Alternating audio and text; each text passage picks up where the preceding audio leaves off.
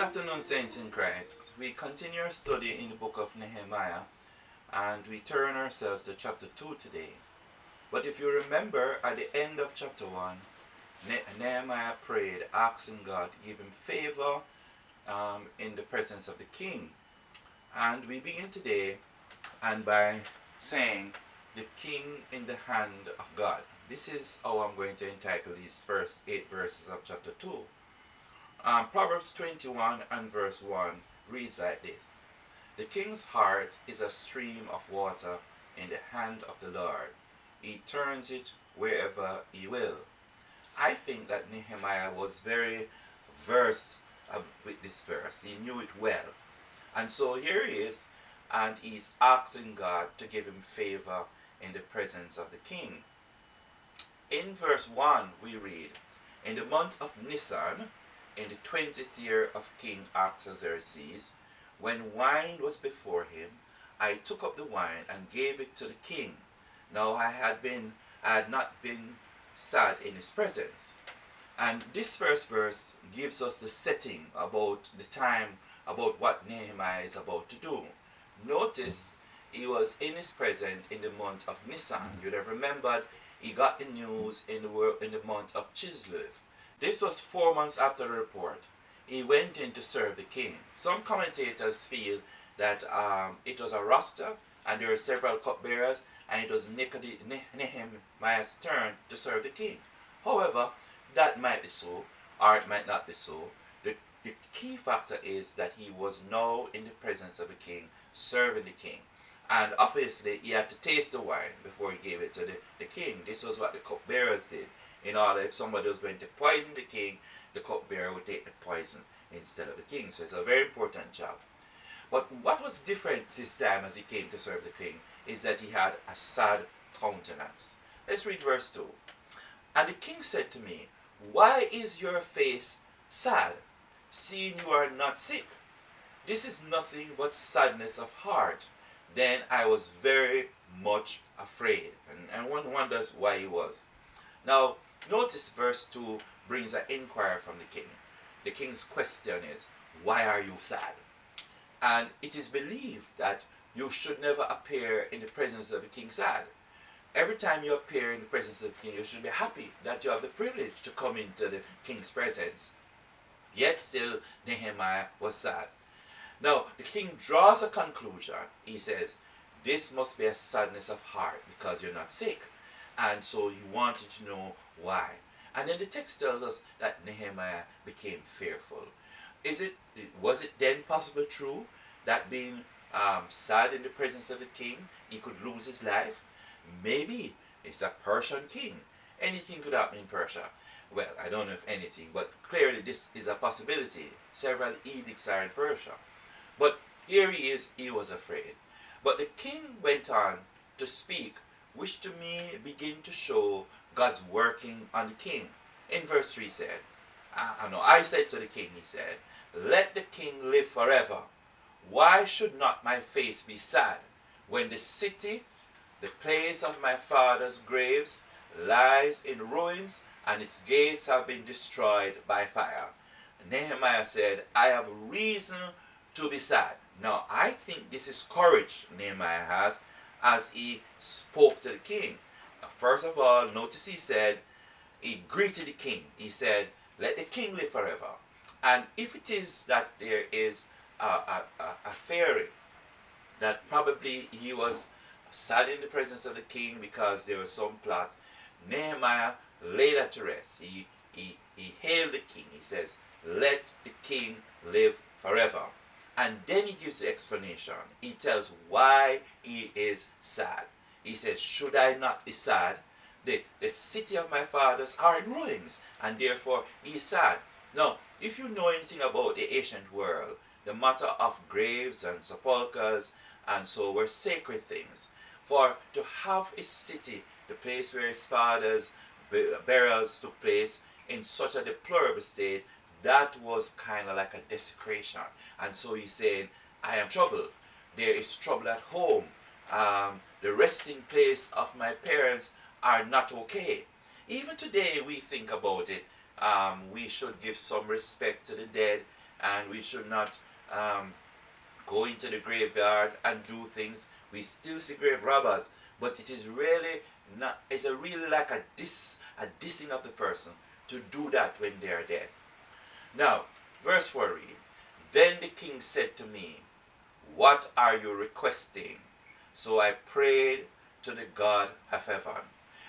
Right away you see that he has favor with the king. Because when he gave his explanation, the king's response is, What are you requesting? Obviously, in this, you see that the king at least seems to me, from the text, to be compassionate towards Nehemiah's situation. What is your request? The king asks. And then, interestingly, Nehemiah prayed to God. Is that interesting? That at every turn, Nehemiah is showing that he's dependent not on himself, but he's dependent on God. And even as he interfaces with the king, he's continuing to pray. Now, it might have been just a quick prayer on the inside, and he was trusting God now to give him the right response to the king.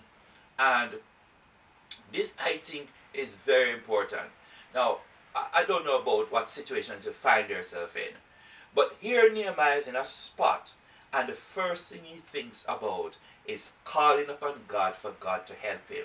I want to encourage you, when you are in a difficult spot, when you face persons of certain power, you might need to call upon God to give you a response. And then Nehemiah answered the king.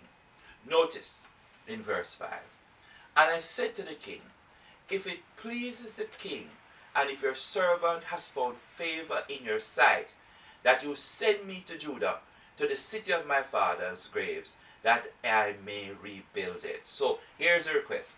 I want to go to remove the disgrace from the place where my fathers are buried. Allow me some time, he says, to go and to repair the place, so that where my fathers are buried will not be a place of disgrace. This is his request. And so he made this request before the king. Verse 6 reads, And the king said to me, the queen sitting beside him, How long will you be gone? And when will you return? So it pleased the king to send me when I had given him a time. Wow. Here it is that God is giving favor to Nehemiah. And Nehemiah will say that later on. Whether or not the king was a person who was difficult, we are not sure. The history don't tell us.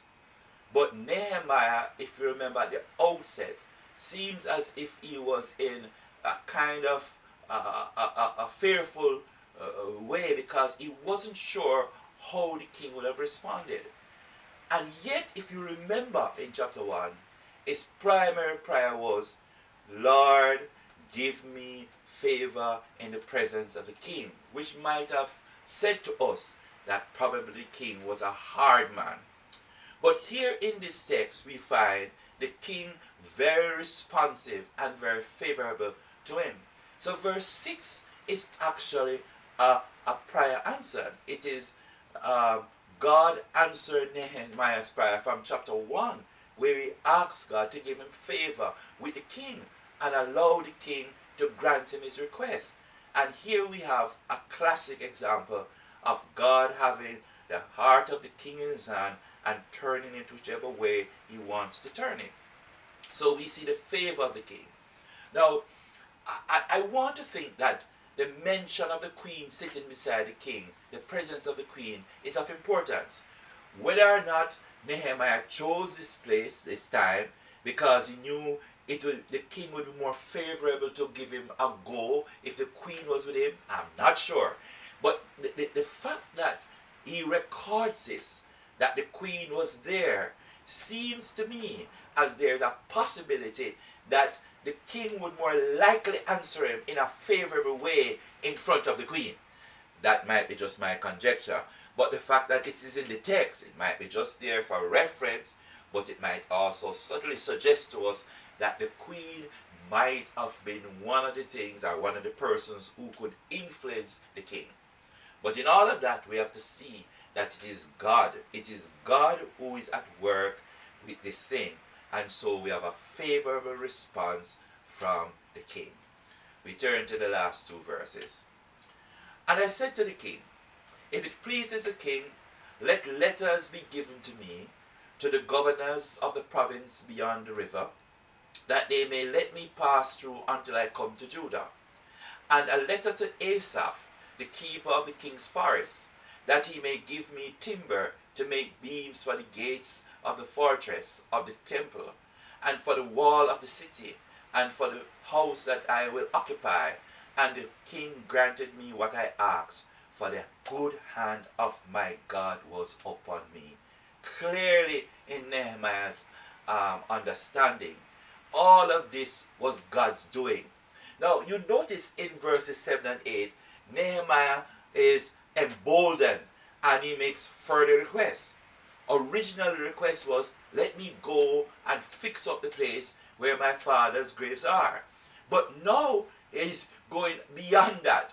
Now, as I reflected on this, I was thinking, here's Nehemiah praying, and probably in his prayer, he had asked all these things of God.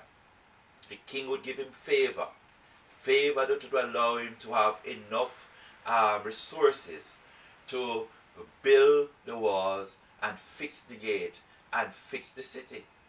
He probably had those things in his prayer. But the initial asking is whether I could go. And as I reflect, I was thinking, would Nehemiah by himself have enough resources to do all the work that was needed to be done? And it seems to me like it was a very great work.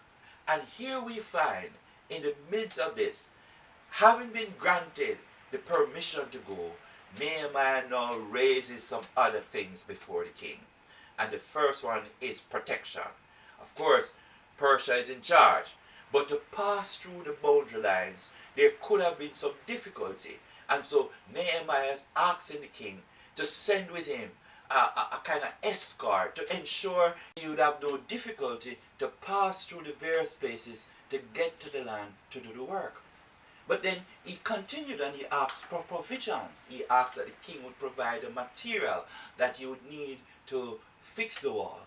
Now, of course, some believe this is the forest of Solomon, and with good measure, I think he's right, that Solomon, now the king was in charge of all of that land, and the forest that Solomon had, from which they had built several things, the wood be there, and he asked that the king would give him the necessary material for him to complete the task he had. I want you to understand that here I believe the Spirit of God is prompting him. And at the same time, I believe God is working on the heart of the king. So the king would respond favorable to Nehemiah. I don't know what difficult situation you have. I don't know what you are building.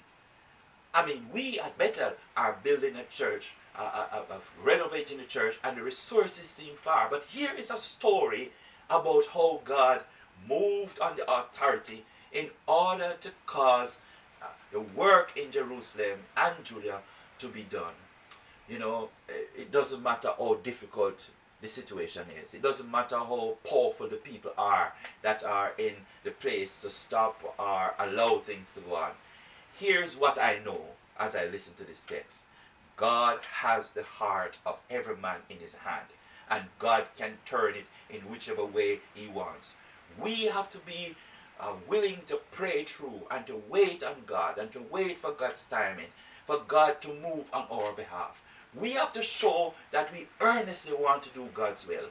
And if we earnestly want to do God's will, God is going to make the resources we need possible. I want to encourage you today. Is there something in your personal life that seems like a big block wall that you don't see how you are going to scale it? Go to God now. Talk to him. Talk to him about the matter. Whatever it is it something in the church's life that seems like it is enormous, like a giant, like Goliath? God is able to move on your behalf. And God is able to move on the heart of all the powerful people. Is it a job situation? You can talk to God. God can move on your behalf. And Nehemiah clearly shows us that we must wait, we must pray, we must trust, and we must listen for the Spirit's nudging. And when we get that nudge from the Spirit, when the Spirit confirms with us that we need to move, then we move. And we do whatever God tells us. And if we are obedient, we will see how God moves things for us and allows us to be able to accomplish what He wants us to accomplish.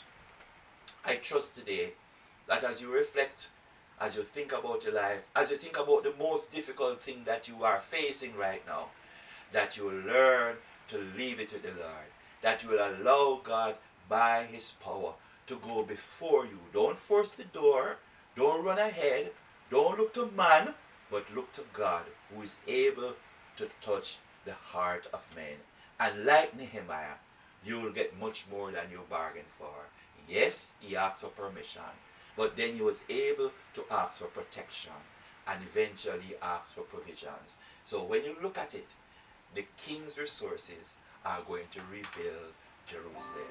God bless you.